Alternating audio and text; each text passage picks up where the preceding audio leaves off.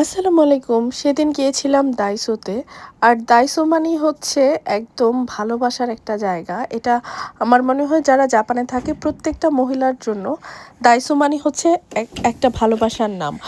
তো দাইসোতে গেলে বরাবরই আমার ভীষণ ভালো লাগে। তো আমি সেদিন গিয়েছি কিছু সংসারের টুকিটাকি জিনিস কেনাকাটা করার জন্য। তারপর আমি এখানে চলে আসলাম আ কাচের যে জিনিসপত্র সেই ক্রোকারিজের কর্নারে। আর ক্রোকারিজের কর্নারে গেলে আমার সবসময়ই ভালো লাগে। আপনারা হয়তো ব্যাকগ্রাউন্ডে আমার মেয়ের কথাও শুনতে পারেন। কিছু করার নেই। আপনারা সবাই জানেন যে আমার ছোট একটা বেবি আছে। সো আমি যখন ভয়েস ওভার দেই তো ও হচ্ছে কথা বলে। ও ভাবে যে আমি ফোনে কারো সাথে কথা বলছি।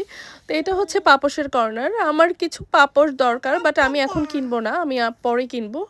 তো সেদিন আমার আর পাপোশ কেনা হয়নি। এগুলো হচ্ছে বাচ্চাদের অনেক সুন্দর, সুন্দর মোজা। বড়দের মোজাও আছে এখানে। তারপর আছে এখানে বেল্ট এবং সুতা। তো আমি চলে আসলাম সুতার কর্নারে। এসে আমি আমার শাশুড়ি মাকে কল দিয়েছি যে, "মা কোন, কোন সুতা লাগবে আপনার? সুতা আনবো কিনা?" তো মা বলেছে, "না দরকার নেই।" তো সেদিন আমার আর সুতা কেনা হয়নি। এখানে আছে অনেক সুন্দর, সুন্দর চাবির রিং।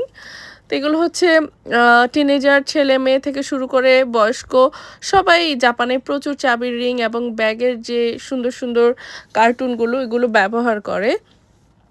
তা আমার ছেলেরও ভীষণ পছন্দ। ও বিভিন্ন ধরনের কার্টুনি চাবির রিংগুলো ওর ব্যাগে ইউজ করে। ইভেন আমার ব্যাগেও আছে।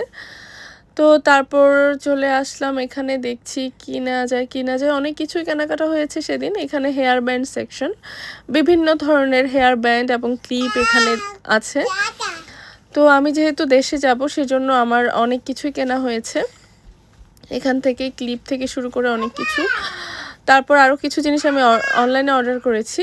আর আমার বরাবরই ভালো লাগে যে আর্টিফিশিয়াল ফ্লাওয়ার সেকশনটা ওইটাও বেশ ভালো লাগে। আর এগুলো হচ্ছে নেইলের আইটেম। তো এগুলো হচ্ছে নেল পলিশ, তারপরে জেল নেল পলিশ, তারপর এক্সট্রা নেল। তা আমার রিমুভার শেষ হয়ে গিয়েছিল। তো আমি একটা নেল পলিশ রিমুভার কিনে নিয়েছিলাম এখান থেকে।